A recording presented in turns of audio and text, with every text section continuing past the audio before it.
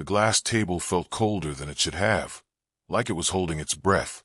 At the far end of the boardroom, Adrian Crown sat with his hands folded, thumbs rubbing a slow circle against each other. He had rehearsed confidence for years, but right now his jaw kept tightening as if he could bite through the pressure. A dozen people lined the walls, lawyers, assistants, the head of finance, standing perfectly still, pretending not to hear the tiny tremble in the air-conditioning vent. Across from him, 3 visitors in dark coats spoke softly among themselves. Their leader, a tall woman with silver hair pinned back tight, tapped a pen on a folder as if counting down. Her interpreter leaned in, listened, then began speaking in crisp English. "We have concerns," the interpreter said. "The delivery schedule, the quality assurances, the ambiguity." Adrian smiled like it was easy. "There is no ambiguity." The interpreter translated.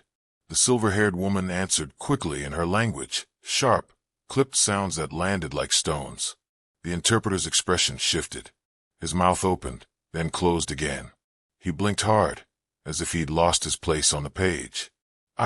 I'm sorry," he said, and his cheeks went red. "She said." The silver-haired woman's eyes narrowed. She spoke again, slower this time, each word careful, like she was placing knives on a tray. The interpreter swallowed. "She said you are wasting her time." A quiet ripple moved through the room. Someone's shoe squeaked slightly on the polished floor. Adrian's smile stayed on his face, but his fingers tightened into his palm under the table. He leaned forward. "Tell her." But the interpreter was staring at the folder now, sweat forming along his hairline. "I'm not sure," he whispered, almost to himself. "The phrasing is there are 2 meanings." 2 meanings. In a billion-dollar deal, 2 meanings could be a trapdoor. Adrian felt his stomach drop. For the first time in years, he didn't have the next move ready. He heard his own breath, shallow and controlled, like he was trying not to make a sound that proved he was human. And then, from the side of the room, a small voice spoke. Not loud, not dramatic, just certain. "She's asking whether your guarantee includes penalties for you too," the voice said. "Not only penalties for them." Every head turned. Near the doorway, beside a cleaning cart with folded cloths and a spray bottle, stood Lena Serrano, the maid. Her uniform was plain, her hair pulled back with a simple band, her hand still holding a microfiber cloth that smelled faintly of lemon cleaner. Adrian had laughed at her 2 days ago, right in front of his staff. Now he froze, as if someone had flipped a switch inside him and shut down every practiced reflex he owned. Lena looked at the silver-haired woman, then spoke in the woman's language, smooth, respectful, perfectly paced. The woman's posture shifted. Her eyebrows lifted a fraction.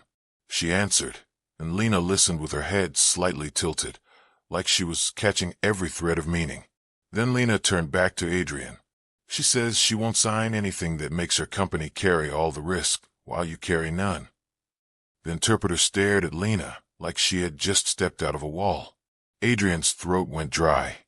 His billion-dollar deal had been bleeding out in slow motion, and the person holding pressure on the wound was the woman he'd treated like part of the furniture. If you enjoy stories that feel real and hit deep, take a second to like and subscribe. Adrian swallowed and forced his voice to work again. "Ask her what she wants." Lena didn't hesitate. She translated. The silver-haired woman responded. Lena turned back. "She wants mutual penalties," Lena said, "and she wants the schedule revised with a third-party quality audit. She's not insulting you. She's testing whether you respect her." Respect. The word hit Adrian in a place that had been numb for a long time. He nodded once slowly, as if nodding could rewind the last 2 days. "Tell her we agree to mutual penalties, and we welcome the audit." Lena translated. The silver-haired woman watched Adrian's face while Lena spoke, as if measuring the truth in his eyes instead of his words. Then the woman gave a small nod, not warm, not friendly, just willing. The room exhaled, one breath shared between strangers. But Adrian couldn't breathe. Not really, because the deal wasn't the only thing trembling. Something else was cracking open inside him, something he'd spent years locking away. He had laughed at Lena because it was easy, because it made him feel tall, because the world had taught him that some people were above and some people were below, and the ones below were supposed to stay silent.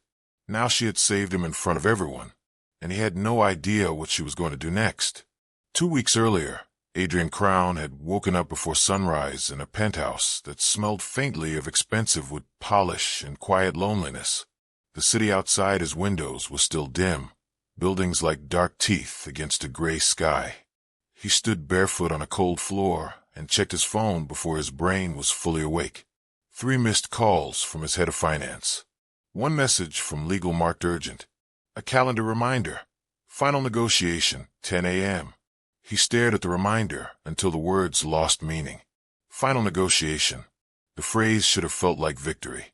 Instead, it felt like standing on a cliff edge and realizing the wind was stronger than you'd planned for. He showered fast. He dressed faster. Everything in his closet was arranged like a uniform. Dark suits, pale shirts, ties that said power without saying anything else. He chose one without thinking. He ate nothing. He drank coffee that tasted like heat and bitterness, and kept moving. Downstairs, in the lobby of his building, the air smelled like fresh flowers and money. People nodded at him like he was a weather system, something you respected because it could ruin your day if you didn't. In the car, his assistant, Mara, sat beside him with a tablet and a tight expression. They moved the meeting up, Mara said. They want to start early. They're flying out tonight. Adrian looked out the window as the city slid by. Why? Mara's mouth pressed into a line. They're nervous about the supply chain. They think we're overpromising. And they're not thrilled with Interpreter. Adrian's eyes flicked to her. What's wrong with the Interpreter? He's qualified, Mara said carefully. But they've had issues before. He's not specialized in this industry. They requested someone else, but scheduling. Adrian cut her off with a small gesture. We'll be fine. He said it the way he always did, like saying it made it true. Mara hesitated. Also, there's something else. Adrian didn't look at her. Say it. The visitors asked about cultural liaisons, Mara said. Someone in-house who understands their language and business etiquette. Adrian let out a short laugh that wasn't humor. We have a liaison. You. Mara didn't laugh back. They meant someone who can speak to them directly. Adrian's fingers tapped once against his knee. We have an interpreter. That's what he's for. Mara nodded, but her eyes were worried. Adrian hated worried eyes. They made him feel like something could slip out of his grip. When the car reached the corporate tower, Adrian walked through the revolving doors into a lobby that smelled like marble and fresh coffee. His employees moved around him like a school of fish around a shark, giving him space, adjusting their pace to match his. He rode the elevator to the top floors. The doors opened to bright hallways, glass walls, quiet carpet that swallowed footsteps.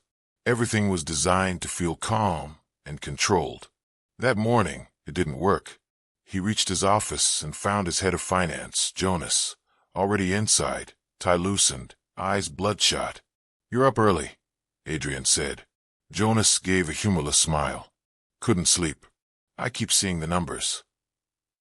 Adrian sat behind his desk and opened the folder waiting for him. Then tell me what's wrong. Jonas leaned forward, palms on the desk like he needed something solid. If we lose this partnership, we're not just losing growth. We're losing oxygen. The board will call it a failure of leadership.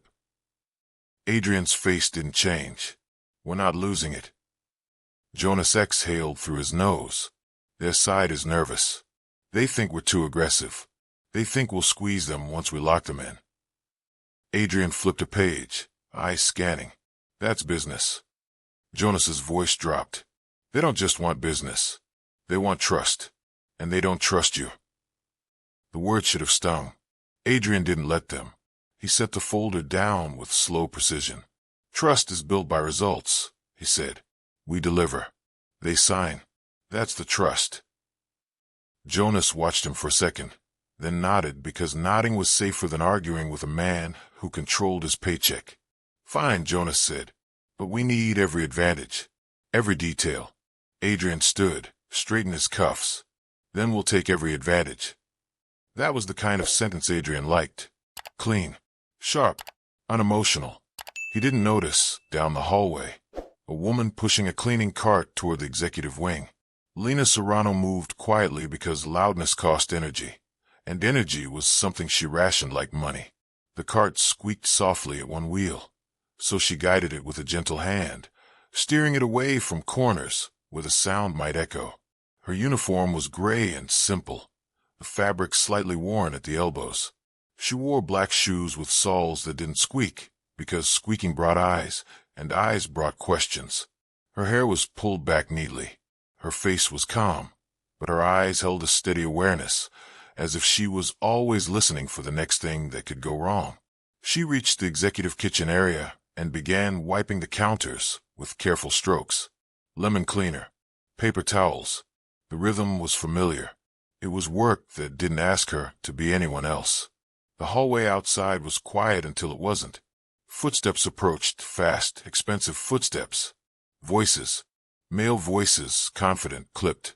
Lena kept her head down, but she could hear. They arrive in 30 minutes, someone said. If they push back on the audit clause, we stall. Adrian's voice replied. We don't give them leverage. Another voice, Mara's, softer. They might see stalling as disrespect. Adrian gave a short laugh. They can see it however they want. We're the ones offering them the deal of their lives. Lena's cloth paused for half a second. She lifted her eyes just enough to see Adrian stride past the kitchen entrance, not looking inside, not seeing her. The group moved on. The hallway felt quiet again. Lena went back to wiping the counter, but something in her chest tightened, a small familiar knot. The tone, the certainty, the way he spoke about people like they were pieces on a board. She had heard that tone before in different countries, in different offices, in different mouths. It was always the same underneath. I matter more than you. She finished the counter, rinsed her cloth, and moved toward the boardroom corridor. She wasn't supposed to clean inside during meetings, but she was supposed to prepare before. Coffee stations, water glasses, the little details that made powerful people feel comfortable. She pushed her cart into the boardroom prep area and began arranging cups on a tray. Porcelain cups that cost more than her weekly groceries. She placed them carefully, aligning handles the same direction. It calmed her. Order did. Mara stepped in, hurried, adjusting her blazer. Oh, Lena, Mara said, breathless. Thank you. Could you set up the water too? Lena nodded. Yes. Mara hesitated, then lowered her voice. Big day. Lena's hands kept moving. Yes. Mara glanced at Lena's face, as if considering something. Then she shook her head slightly and walked away. Lena watched her go, then returned to her work. She didn't ask questions. In places like this, questions could become problems. But she listened. She always listened. The visitors arrived early, just as Mara said. Lena saw them in the hallway, surrounded by security and staff. The silver-haired woman, Elena Varga, walked like someone who had signed papers that moved nations. Her team followed, their faces calm but unreadable. Lena recognized the language they spoke, not because it was exotic, because she had learned it the hard way, the way people learn things when their survival depends on it. She kept her eyes down, pushed her cart back toward the storage closet, and stayed out of the way. She almost made it. A voice behind her snapped like a finger. Hey! Lena turned. Adrian Crown stood in the hallway, alone for a moment, his suit perfect, his gaze flicking over her cart. Why is this corridor not spotless? He asked, as if asking about the weather. Lena looked down. There was a faint streak on the glass wall, barely visible unless you were hunting for flaws. I will clean it, Lena said. Adrian's mouth curled slightly. No, you should have cleaned it already. Today matters. Lena nodded again. Yes. Adrian's eyes moved over her uniform. The cart, the cloth in her hand. He exhaled a laugh, light and dismissive. And you're what? The cleaning crew, he said, loud enough that Mara, approaching from the other end, could hear. Mara's step slowed. Lena kept her voice even. Yes, sir. Adrian shook his head as if amused by a private joke. Unbelievable. This place runs on the smallest details, and I have to explain that too. He stopped, looking for the right word, then decided not to bother finding one. He waved a hand like brushing away smoke. Just do your job. The laugh that followed wasn't cruel in his mind. It was just casual. The sound of someone who had never needed to consider that other people carried their own full lives. Mara's face tightened. Adrian, she murmured, warning. Adrian glanced at her. What? I'm motivating. Lena didn't argue. She turned back to the glass wall and began wiping the streak, slow and thorough. Her cheeks didn't flush. Her hands didn't shake. But something in her stomach went cold. Adrian walked away, still smiling faintly, already forgetting the moment. Lena finished cleaning, then pushed her cart toward the storage closet. Inside, the air smelled like detergent and cardboard. She closed the door softly behind her and leaned her forehead against the cool metal shelf for one long breath. She wasn't angry the way people imagined anger, loud, explosive. Her anger was quiet. It lived in the way she made herself smaller to avoid being crushed. But she wasn't powerless. Not entirely. Because while Adrian Crown had laughed at her uniform, he had no idea what lived behind it. He had no idea how many languages Lena carried in her mind like keys on a ring. He had no idea what those keys could unlock. The meeting began at 10, but by 9:40, the boardroom was already humming with low voices and soft footsteps. Lena returned to set the coffee tray near the side table, as she always did. She moved like a shadow, trained not to interrupt. The visitors sat across the table. Adrian sat at the head. Mara stood slightly behind him, tablet in hand. Jonas and Legal sat to Adrian's right. The interpreter sat near the visitors, posture stiff, hands clasped. Lena placed the last cup and started to back away.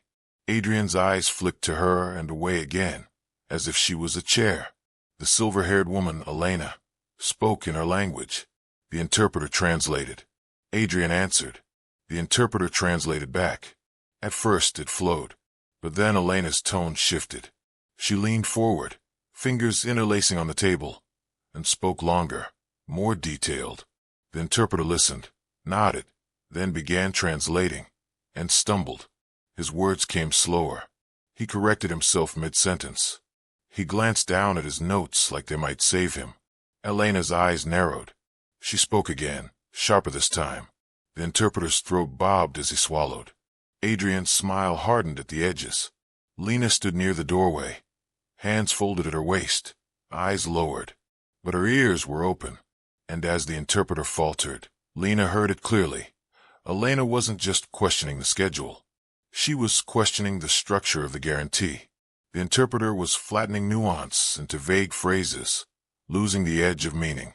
Adrian answered with confident corporate language, assurances, commitments, phrases polished to shine. But Elena's replies were precise, layered. She was laying traps and testing honesty. The interpreter missed the traps. Adrian didn't notice, until Elena said something that made the interpreter freeze, just for a heartbeat, as if he couldn't decide which translation would keep him alive. That was when Lena spoke. Not to show off, not to embarrass anyone, not to rescue Adrian's ego. She spoke because she heard the deal slipping into misunderstanding, and misunderstanding was the kind of thing that destroyed people quietly. Employees, families, entire departments. And Lena had learned, in too many places, that silence sometimes cost more than speaking. When she translated Elena's real question, the room snapped into focus like a camera lens. Adrian's head turned toward her so fast it was almost rude. "Who are you?" Jonas blurted, before he could stop himself. Lena kept her face calm. "Lena, I clean the executive floor." The interpreter looked offended and relieved at the same time. You speak." Lena didn't answer him. She looked at Elena, spoke again in Elena's language, respectfully, clarifying the point. Elena's posture eased slightly. She spoke back. Lena listened, then turned to Adrian. "She's not trying to insult you," Lena said. "She's asking for balance. She wants proof you will share risk." Adrian stared at Lena like she had interrupted a dream. His mouth opened, then closed. His pride tried to rise up, to shove this back into place. But the stakes were too high. Pride was expensive. Fine, Adrian said, voice tight. Tell her we can discuss mutual penalties. Lena translated. Elena replied. Lena nodded, then turned back. She will agree if the audit is independent, Lena said. She wants a name she trusts. Adrian's legal counsel leaned forward. We can propose 3 firms, he said quickly, grateful for something concrete. Elena listened as Lena translated. The meeting moved again, smoother now, like a car that had stalled and found traction. Adrian watched Lena closely. Suspicion and amazement tangled together. Every time Lena spoke, Elena's face changed. Tiny shifts of recognition, respect. The tension softened just enough to keep the deal alive. But Adrian didn't thank Lena. Not then. He couldn't. Not in front of everyone. Not when his identity was built on being the smartest person in the room. When the meeting paused for a short break, Adrian stood and walked toward the window, pretending to check his phone. His reflection stared back at him in the glass. Sharp suit, controlled expression, eyes that looked older than they should. Behind him, he heard Mara approach. That was incredible, Mara whispered. Adrian didn't turn. Why is a maid in our boardroom? Mara hesitated. She was setting coffee. Like always. Adrian's voice lowered. Then why does she speak like that? Mara stepped closer, voice softer. Maybe because people have lives you don't see. Adrian turned then, eyes flashing. Don't start. Mara held his gaze. Adrian, she just saved you. Adrian's throat tightened. He hated the word saved. It made him feel weak. He looked back toward the doorway. Lena stood near her cart, hands folded, not looking at anyone. Waiting. Elena spoke quietly with her team, but she glanced at Lena once, then away. Like Lena had become a factor in her calculations. Adrian's mind moved fast. Opportunity, risk, control. If Lena could speak their language, she could become an advantage. And Adrian Crown didn't let advantages walk away. He walked toward Lena. Lena, he said, voice smooth now practiced. Lena looked up. Her eyes were calm, but there was caution there, like someone who had learned not to trust sudden softness. Yes, sir. Adrian leaned slightly closer, lowering his voice as if they were sharing something confidential. Where did you learn that language? Lena blinked once. I lived in several places. Adrian's mouth curved. Several places, he repeated, as if it was charming. Well, you're going to stay nearby, in case we need help.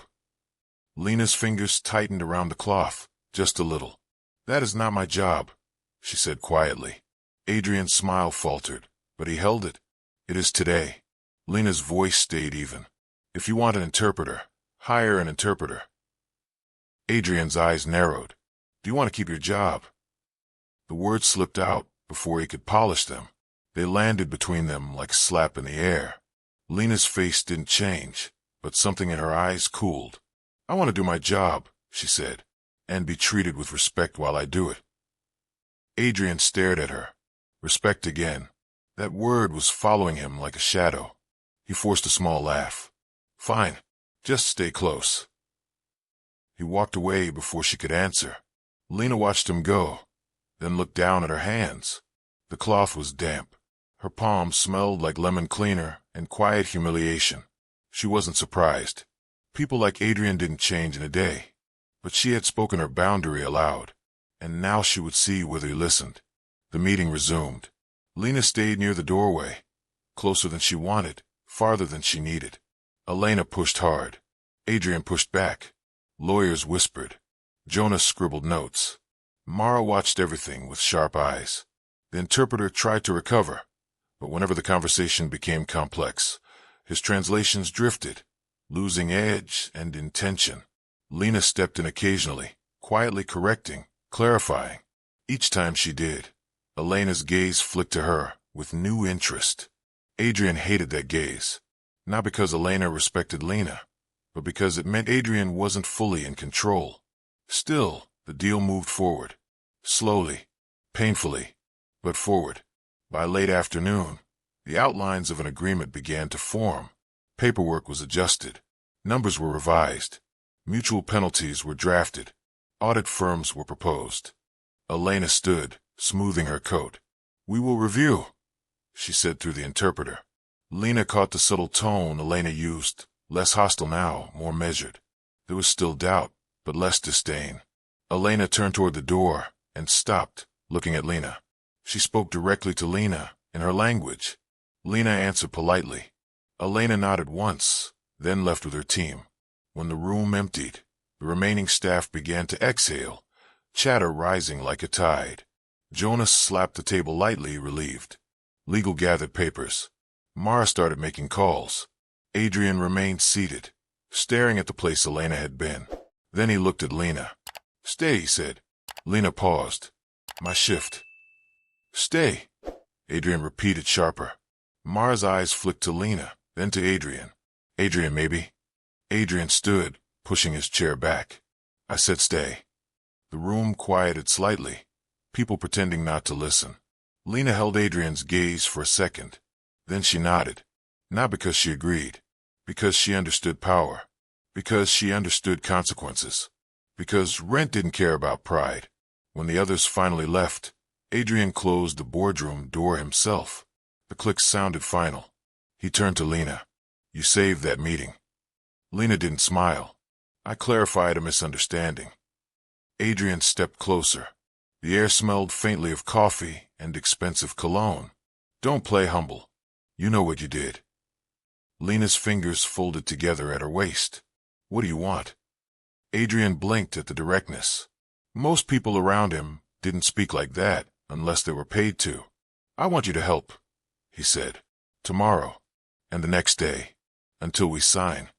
Lena's voice stayed calm. "If you want help, hire me for help. My job is cleaning." Adrian's jaw tightened. "You want more money?" Lena's eyes sharpened. "I want respect." There it was again, like a door he kept walking past and pretending not to see. Adrian exhaled, impatient. "Fine. We'll talk with HR. We'll figure something out." Lena didn't move. Not later. Now. Adrian stared, surprised by the firmness. "Excuse me." Lena's voice was still quiet, but it didn't bend. "If you need me, you ask properly. You don't threaten my job. You don't laugh at me in the hallway. You don't decide my time belongs to you."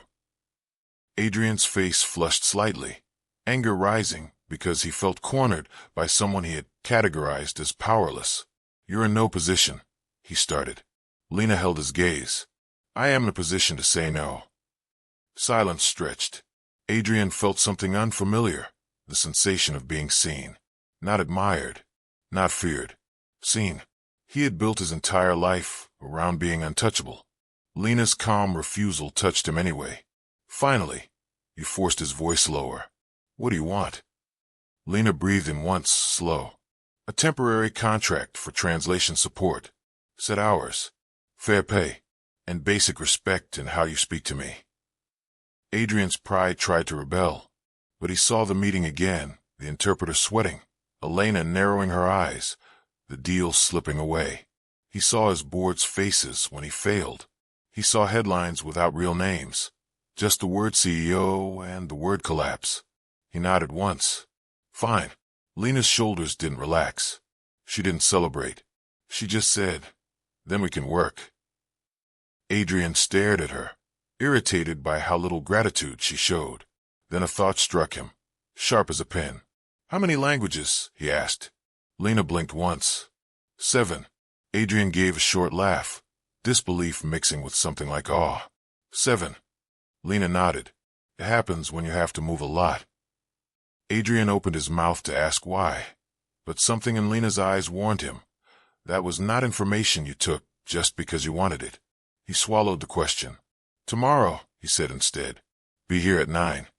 Lena nodded, then reached for her cart. As she pushed it toward the door, Adrian watched her hands, steady, capable. For the first time, he wondered what kind of life created steadiness like that. And for the first time, he wondered if his laughter in the hallway had been less like motivation and more like cruelty. He told himself it didn't matter. He was wrong. The next morning, Lena arrived early, hair neat.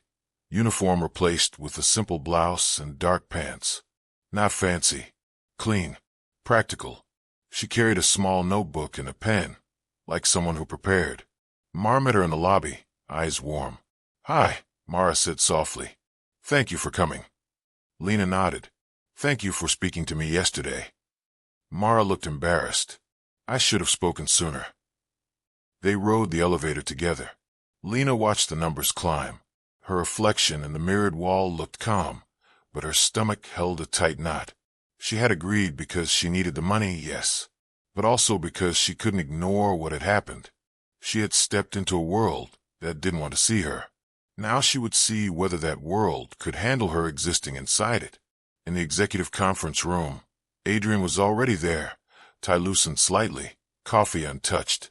He looked up when Lena entered, expression controlled. "You're early," he said. "So are you," Lena replied. A flicker crossed Adrian's face. Almost a smile. Almost.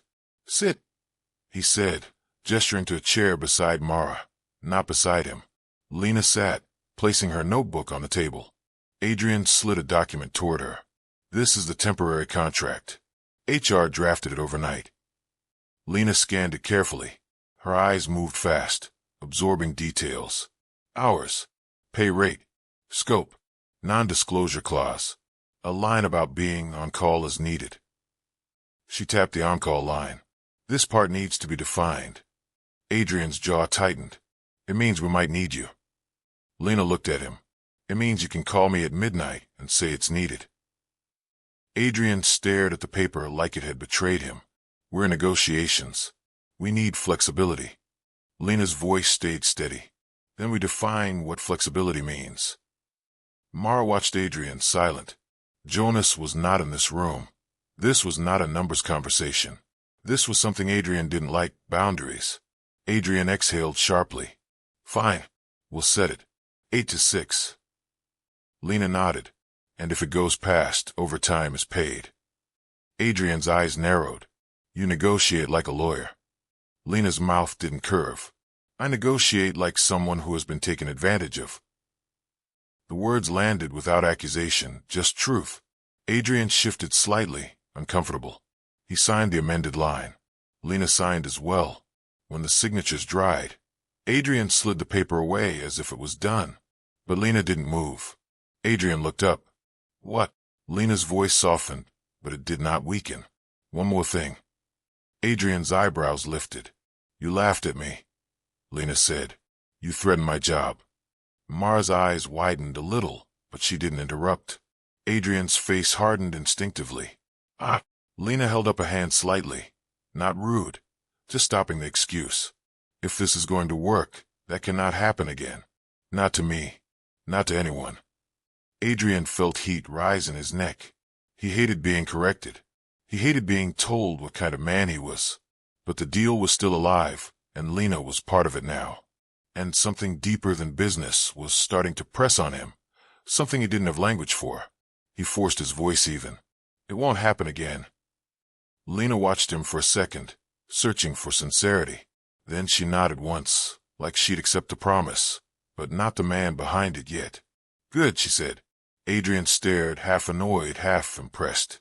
The visitors arrived again that day, and this time the interpreter was replaced.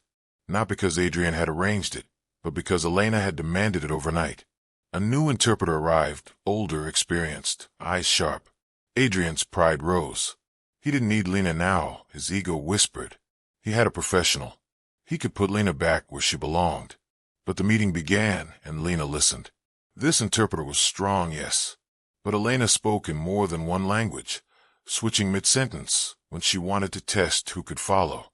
Her colleagues whispered in another language among themselves.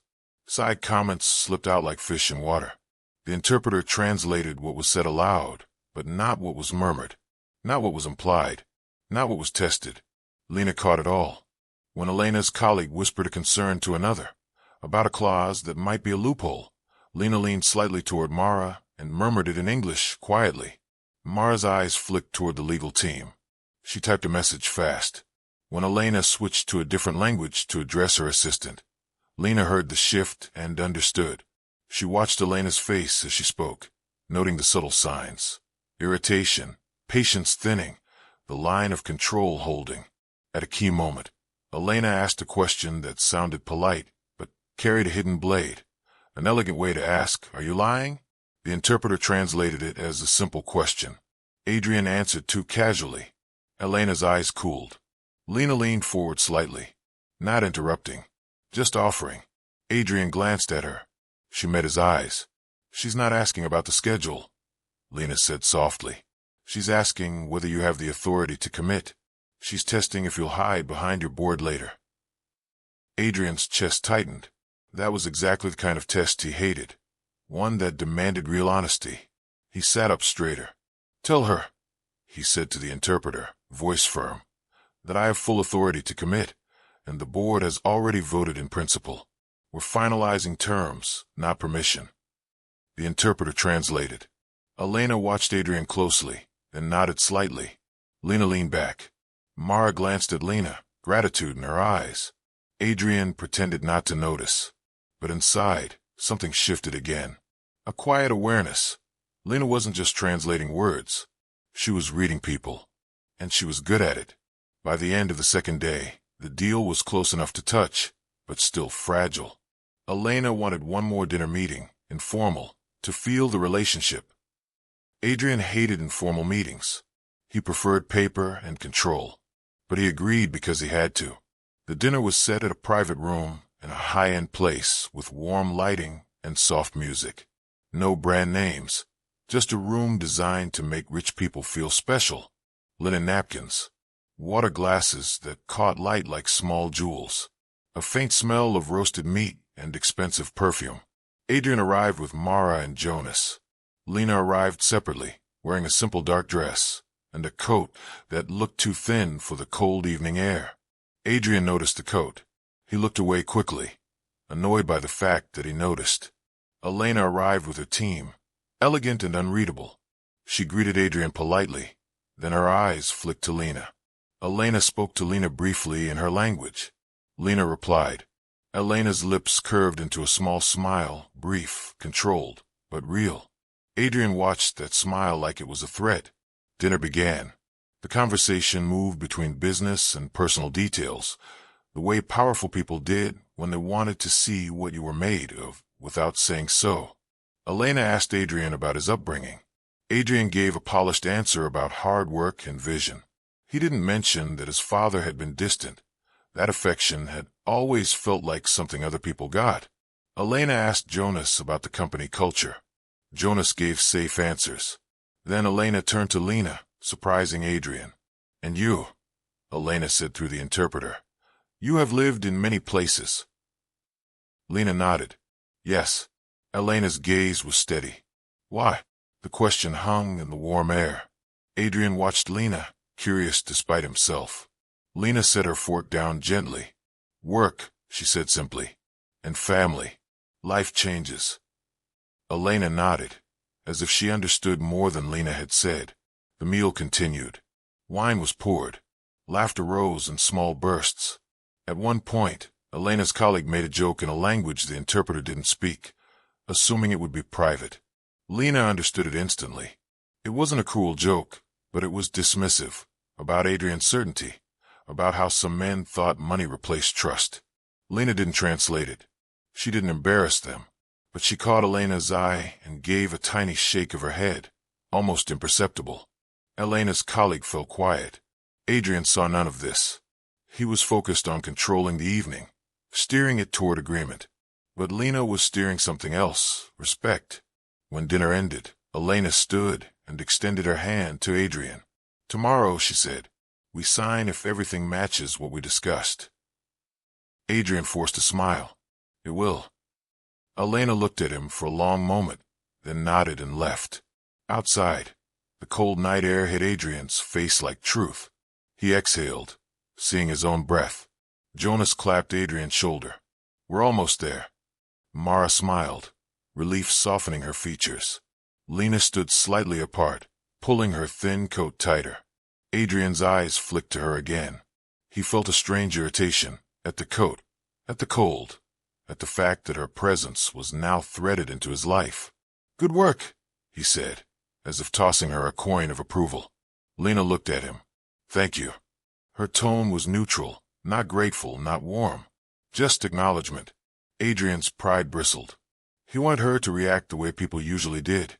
Small, thankful, eager to please. He wanted to feel like the giver, not the one who needed. Without thinking, he said, "You know, it's funny.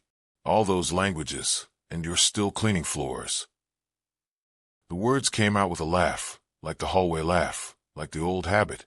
Mara's smile vanished instantly. Jonas looked uncomfortable. Lena didn't flinch. She just stared at Adrian, her eyes steady, almost sad. "Good night, Mr. Crown," she said softly. Then she turned and walked away into the night, heels quiet on the sidewalk, shoulders straight. Adrian watched her go, a strange tightness in his chest. He told himself he was joking. He told himself she was too sensitive. He told himself people should know their place. But later, alone in his penthouse, he heard Lena's words from the day before. "I want to be treated with respect."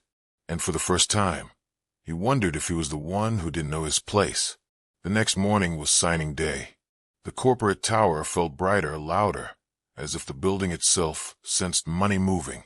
Adrian arrived early, energized by the finish line. He stepped into the executive wing and saw Lena's cart parked near the storage closet. He frowned.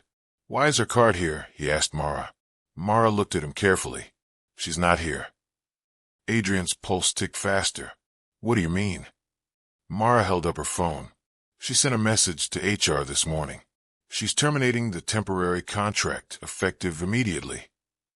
Adrian stared at Mara like she had spoken nonsense. "What?" Mara's eyes didn't move away. "Because you laughed at her again." Adrian's face heated. It was a joke. Mara's voice was quiet, but it carried weight. It wasn't funny to her. Adrian's jaw clenched. "Call her." Mara didn't move. "She asked not to be contacted by you directly. She said if the company has a professional request, HR can handle it." Adrian felt anger flare, sharp and hot. Who did she think she was? Walking away when he needed her? Setting rules for him? Then another feeling slipped under the anger, colder fear. Because he remembered the interpreter sweating. He remembered Elena's hidden tests. He remembered how close the deal had been to collapsing. He swallowed. "Fine," he snapped. "Get HR, offer her double." Mara's eyes flashed. "That's not what she asked for." Adrian's voice rose. "I don't care what she asked for. I need her." Mara held his gaze. "Then you should have listened when she told you what she needed." The words hit like a clean slap. Adrian turned away, breathing hard through his nose. "Where's the interpreter?" he barked. "In the boardroom," Mara said. "Ready." Adrian walked into the boardroom with a tight smile pasted on his face. Elena and her team arrived shortly after. Papers were arranged, pens placed, lawyers ready. The signing began. The interpreter translated. Elena read. Adrian watched. Everything seemed fine until Elena paused at a clause and asked a question, soft, polite, but edged. The interpreter translated it simply. Adrian answered quickly.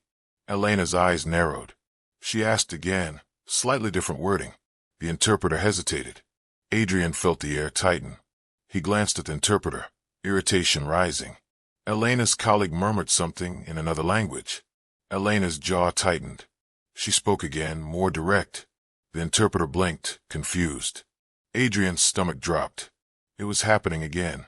He searched the doorway, half expecting Lena to appear like she had before. But the doorway stayed empty. Elena leaned back in her chair. The room felt suddenly too warm, too bright. Adrian heard the faint hum of the lights. He smelled ink and coffee and fear. The interpreter cleared his throat. She is asking about.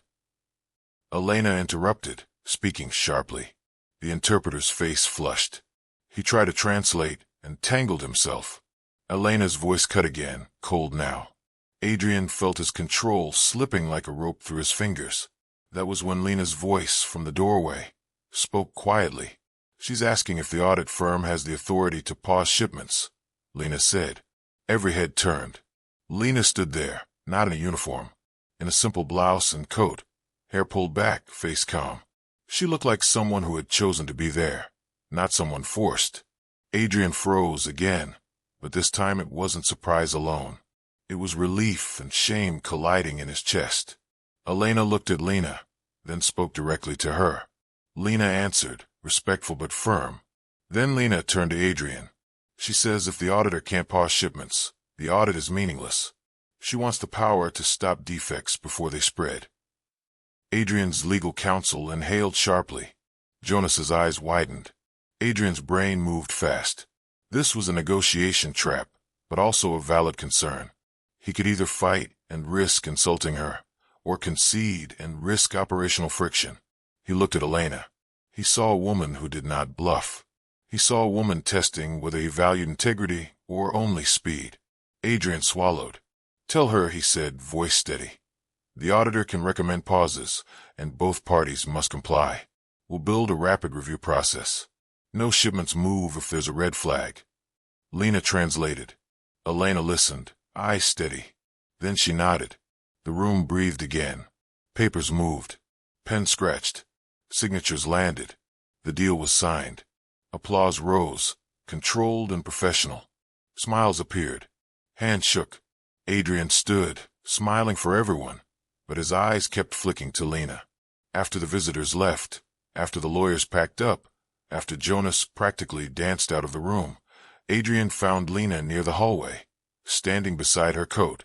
Mara hovered nearby, watching carefully, ready to intervene. Adrian approached Lena slowly, as if sudden movement might scare her away. You came, he said. Lena's voice was calm. I came for the company, not for you. The words were blunt, but not cruel. Just truth again.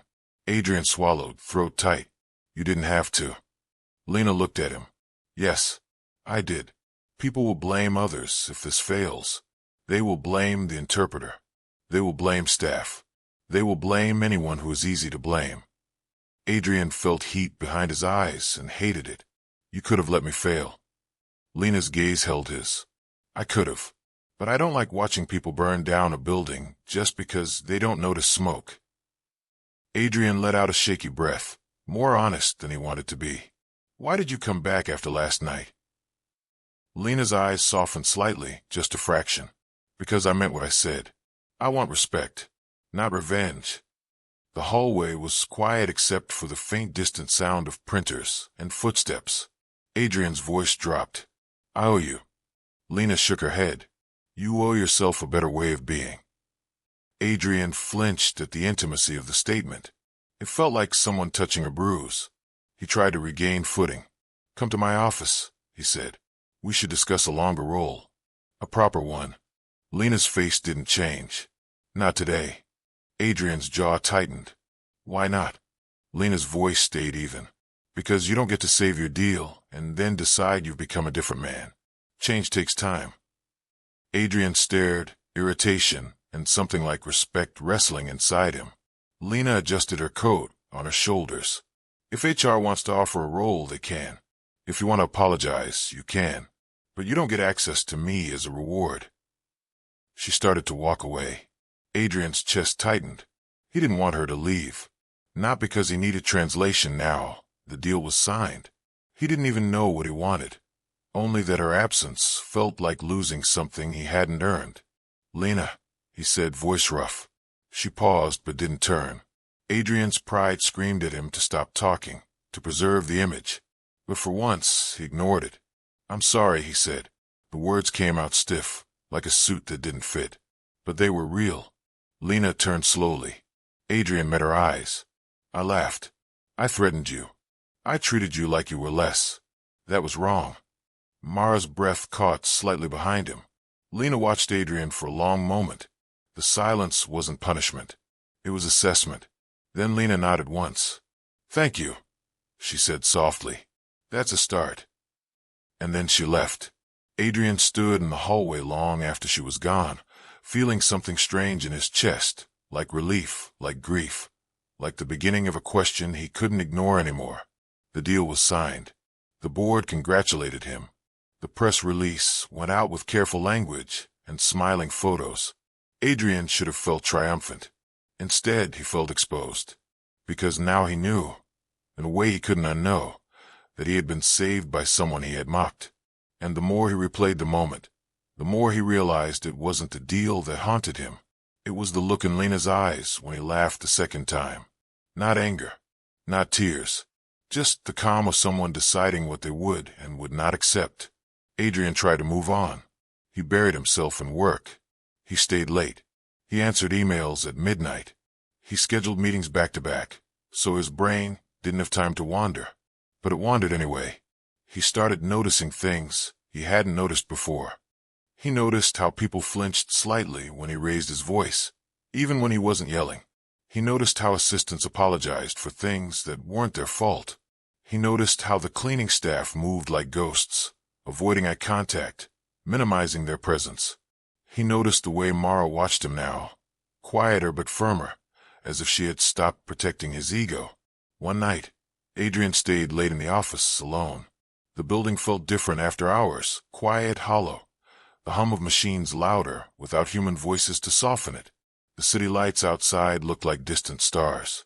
He walked down the hallway toward the executive kitchen and saw a woman wiping counters. Not Lena. Someone else. Older, tired eyes, hands rough. Adrian paused. The woman froze slightly, as if expecting criticism. Adrian cleared his throat. "Good evening," he said. The woman blinked, surprised. "Good evening, sir." Adrian looked at the counter. It was spotless. He swallowed the old habit, the urge to search for flaws. "Thank you," he said instead. The woman stared at him, confused. Then she nodded awkwardly. "You're welcome."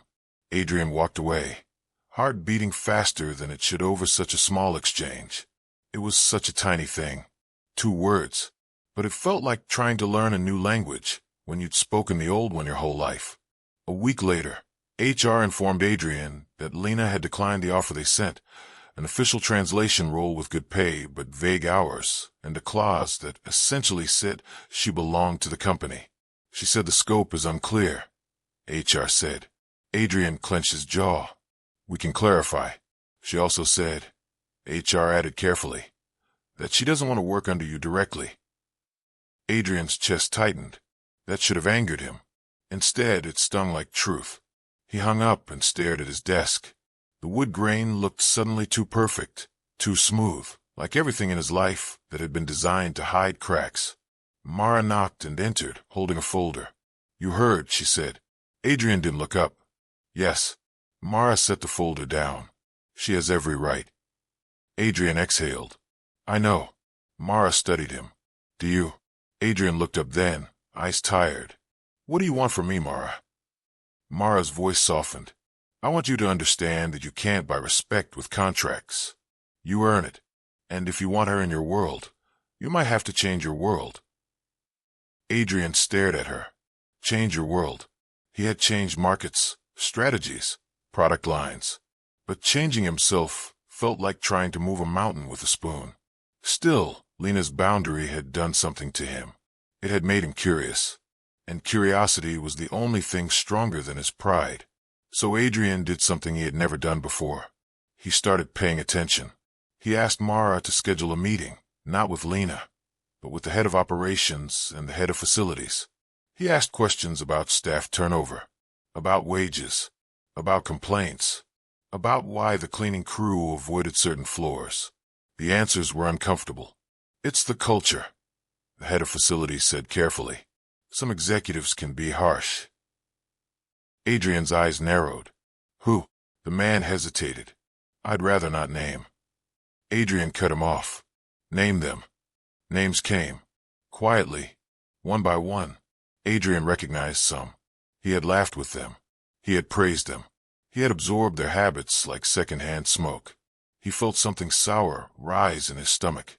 He asked about hours, about breaks, about why staff meals were cold by the time cleaning crews ate, about why the night crew didn't have proper lockers. He asked about language access. Some staff didn't speak strong English. Complaints got lost. Misunderstandings turned into discipline. People got fired for things that could have been solved with a conversation. Adrian listened, not because he had suddenly become kind, because he hated inefficiency and cruelty. He was realizing was a form of inefficiency. It made people hide problems instead of solving them. He told himself he was fixing processes, but deep down, he knew he was trying to fix something else, too. A month after the deal, Elena's company sent an invitation, a follow-up summit in her country, to finalize operational integration. Adrian had to attend. It was important. Mara warned him. Different expectations. Different etiquette. Adrian nodded. We'll prepare. He paused, then asked, voice quieter. Is Lena available? Mara studied him. For translation? Adrian swallowed. For guidance. Mara's eyes softened slightly. I can ask HR to reach out, but... Adrian cut in. Not HR. If she asked not to be contacted by me directly, we respect that. Mara nodded. Then I'll ask someone neutral to invite her to consult. Clear scope. Clear pay. Respectful. Adrian hesitated. And if she says no? Mara's voice was gentle but firm. Then you go and you learn without her. That's part of respect too. Adrian nodded slowly, feeling the weight of it. The invitation went out. Lena said no. Not angrily. Not dramatically. Just no. Adrian stared at the message Mara showed him. She said she appreciates the apology. Mara said, but she's not interested in being pulled into executive travel and pressure. She wants stable work and a life that's hers. Adrian felt something twist in his chest. He nodded, trying to accept it like an adult. Then he asked quietly, where is she working now? Mara's eyes sharpened. Adrian, I'm not going to bother her, Adrian said quickly. I just want to know if she's okay. Mara studied him, then sighed. She took a job at a community language center in the evenings, and she's still cleaning during the day, just not here. Adrian stared at the floor for a long moment. He had assumed people like Lena were trapped, but Lena had moved quietly, decisively, toward something she wanted. The realization made him feel both admiration and shame. Adrian went to the summit without Lena. He prepared. He hired specialized interpreters. He studied etiquette guides. He practiced phrases in Elena's language until his mouth felt clumsy, until his tongue resisted, until his pride wanted to quit. On the plane, he sat alone, reading. Outside the window, clouds spread like soft white fields. He looked down at his hands resting on the book. They looked the same as always, clean nails, expensive watch. But he felt different. At the summit, Elena greeted him with polite professionalism. She noticed the changes. The better interpreters, the more careful language, the small effort of greeting her in her own language, imperfect but sincere. Elena's eyes narrowed slightly, then softened just a fraction. You learned, she said in English, her accent elegant. Adrian nodded. I'm trying. Elena studied him. Trying is not the same as being. Adrian swallowed. I know. The summit was intense. There were disagreements. There were tense moments. But Adrian listened more. He asked questions instead of assuming. He corrected his team when they spoke dismissively. He noticed how Elena responded to humility. Not weakness, but honesty. It wasn't magic. It didn't transform him overnight. But when he returned home, something in him refused to go back to the old way entirely. He started making changes in the company. Small at first. He implemented a policy. No executive could address staff with disrespect, including contracted staff. Complaints could be reported anonymously. HR had to track them. Consequences had to exist. People rolled their eyes behind his back. Some executives complained about softness. Adrian listened, then cut their budgets. He improved staff facilities. Better break rooms. Better schedules. Clearer communication in multiple languages. He funded language classes for employees who wanted them. He told himself it was good business. But there was one change he couldn't hide behind business logic. He started saying thank you. Not in speeches. Not in big public announcements.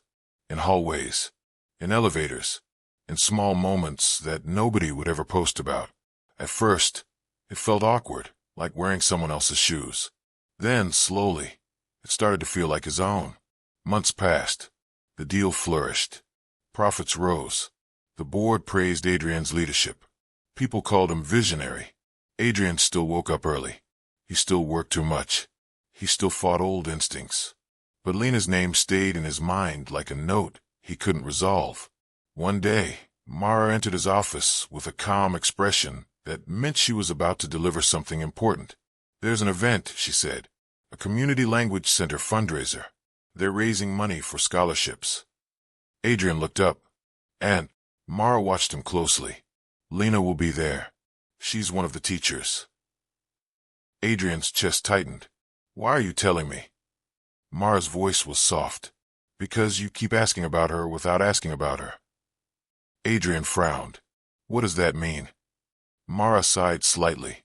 "You want closure, or connection, or forgiveness. I don't know.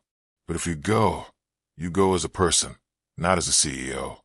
No entourage. No forcing conversation. No expecting anything." Adrian stared at his desk. The wood grain looked like a map. He swallowed. "Fine," he said quietly. "I'll go." The fundraiser was held in a modest hall with folding chairs and warm lights strung across the ceiling. The air smelled like coffee and homemade food. People laughed, voices overlapping, children weaving between adults. Adrian walked in wearing a simple coat. No tie, no security hovering. He felt oddly naked without the armor of status. He spotted Lena near the front, speaking with an older woman. Lena wore a simple blouse and skirt, hair pulled back, face calm. She looked lighter here, not because her life was easy, but because this place belonged to her. Adrian stood still, watching. Lena laughed at something the older woman said. The sound was small and genuine. Adrian realized he had never heard her laugh before. He felt a strange ache. Mara had stayed outside, respecting his choice to come alone. Adrian took a slow breath and moved toward the back of the room, finding a seat where he could watch without intruding. The event began. People spoke about opportunity, about language as a bridge, about how being understood could change a life. Lena took the stage at one point to introduce a student who spoke nervously, but proudly, in a new language they'd learned. Adrian listened, feeling the words land differently than they would have months ago. When the fundraiser ended, people milled around, chatting, stacking chairs. Lena moved among them, helping, smiling, hands busy. Adrian waited. He didn't want to ambush her. Finally, Lena turned and saw him. Her smile faded, not into anger, but into alertness. Her body tensed slightly, like someone bracing. Adrian lifted a hand gently, not waving, just acknowledging. He didn't approach immediately. He waited for her to choose. Lena hesitated, then walked toward him slowly. They stopped a few feet apart. "What are you doing here?" Lena asked, voice quiet. Adrian swallowed. The hall smelled like coffee and paper and human warmth. He felt out of place in a way that was honest. "I came to support the center," he said, "and to say thank you again. Properly." Lena's eyes searched his face. "You said it already." Adrian nodded. "Yes, but I said it like a man paying a debt, not like a man who understands what he took." Lena's expression didn't change, but her eyes softened slightly, cautious. Adrian took a breath. "I didn't just laugh at you. I laughed at the idea you could be more than what I saw. That's a kind of blindness, and it hurts people." Lena watched him, silent. Adrian continued, voice low. "I've been trying to change how the company treats staff. It's not perfect, but it's different than it was." Lena's mouth tightened slightly. "Why are you telling me this?" Adrian's throat tightened. "Because you were the reason it started." Lena's gaze held his. The noise around them faded slightly, as if the world was giving them space. After a long moment, Lena spoke softly. "Change is good, but it doesn't erase what happened." Adrian nodded. "I know." Lena's voice stayed calm. "So what do you want?" Adrian felt his heart beat in his throat. He didn't want to sound needy. He didn't want to sound like he was buying something. He didn't want to manipulate. For once, he tried honesty. "I want to learn how to be the kind of man who doesn't need to laugh at someone to feel tall," Adrian said. "And I don't know how to do that alone." Lena's eyes flickered, something like sadness and understanding mixing. She exhaled slowly. "That's not my job either." Adrian nodded quickly. I'm not asking you to fix me.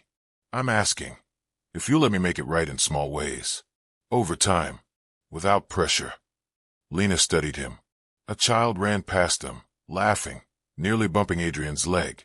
Adrian stepped back automatically, then paused. He looked down at the child and smiled gently, letting the child pass without annoyance. Lena saw it. Her eyes narrowed slightly, not suspicious, but assessing. Finally, Lena said, "Small ways. No pressure. That's the only way anything real happens." Adrian's chest loosened slightly. "Yes." Lena's voice remained cautious. "You can donate to the scholarship fund, if you want. No publicity. No name on a wall." Adrian nodded. "Done." Lena tilted her head. "And if you ever need language support again, you hire professionals. You don't grab whoever is nearby." Adrian nodded again. "Agreed." Lena's mouth curved just a fraction, not quite a smile. "Good." Adrian hesitated. "Can I ask you something?" Lena's eyes sharpened slightly. "Depends." Adrian swallowed. "How did you learn 7 languages?" Lena looked away briefly, eyes moving toward a corner of the room where a student was hugging a teacher goodbye. "I learned the first one because I had to," Lena said. "I learned the second because I was lonely. I learned the third because I didn't want to be scared every time someone spoke around me. The others came because I kept moving." Adrian felt the weight of the words settle into him. He nodded slowly. "That's a lot." Lena looked back at him. "It is." Adrian wanted to ask more. He wanted to know where she'd been, what she'd lost, what she'd survived. But he remembered her boundary. He remembered that curiosity could become greed. So he said, "Thank you for telling me that." Lena nodded once. They stood there, 2 people from different worlds, the space between them not gone, but measured. Before Lena could walk away, Adrian said quietly, "I'm still learning." Lena looked at him, and this time, her mouth softened into a small, genuine smile. "Then keep learning," she said. "That's all anyone can do." She turned to help stack chairs again. Adrian watched her for a moment, then moved toward the donation table, pulling out his phone to make a quiet contribution without fanfare. As he typed, he felt something he hadn't felt in a long time. Not victory, not control, something quieter. Belonging, maybe. Or the first real breath after holding it for years. Weeks later, Adrian stood in another boardroom, another negotiation, another table cold under his hands. But this time, the room felt different. There were interpreters present, professionals, prepared. There was a cultural consultant hired and respected. There were printed materials in multiple languages. There was space for questions without punishment. And when a junior staff member spoke up about a potential misunderstanding, Adrian didn't laugh. He listened. He leaned forward and said, "Good catch. Thank you." The staff member blinked, surprised. Adrian saw that surprise and felt a small sting. Not guilt that paralyzed, but guilt that guided. After the meeting, he walked through the hallway and past a cleaning crew. A young man pushed a cart, eyes lowered. Adrian stopped. The young man froze, bracing for critique. Adrian gestured gently toward a door that was propped open. "Careful," he said. "That hinge is loose. Maintenance should fix it before someone gets hurt." The young man stared, confused. "Yes, sir." Adrian nodded and started walking again. Then he paused and turned back. "And thank you," Adrian added, voice quiet, "for keeping this place running." The young man's mouth opened slightly, shock flickering across his face. Then he nodded awkwardly. "You're welcome." Adrian continued down the hallway, feeling the hum of the building around him.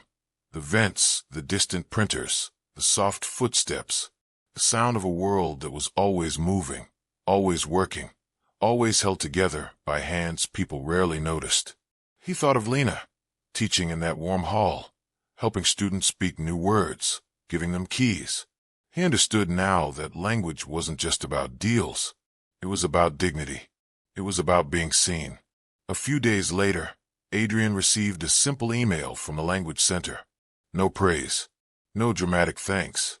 Just a short note confirming his donation had funded 5 scholarships. He stared at the number 5 for a long time. 5 lives would be a little less trapped. It wasn't redemption. Redemption was too neat, too final. But it was something real. Later that month, Adrian attended another fundraiser, quietly, sitting in the back again. Lena saw him and nodded once, kind of nod that meant, "I see you trying." Adrian nodded back, feeling his chest loosen. He didn't need her to save his deals anymore, but he still needed the lesson she had forced into his life with calm boundaries and honest words. That laughter had frozen in his throat months ago, replaced by something harder and better, humility.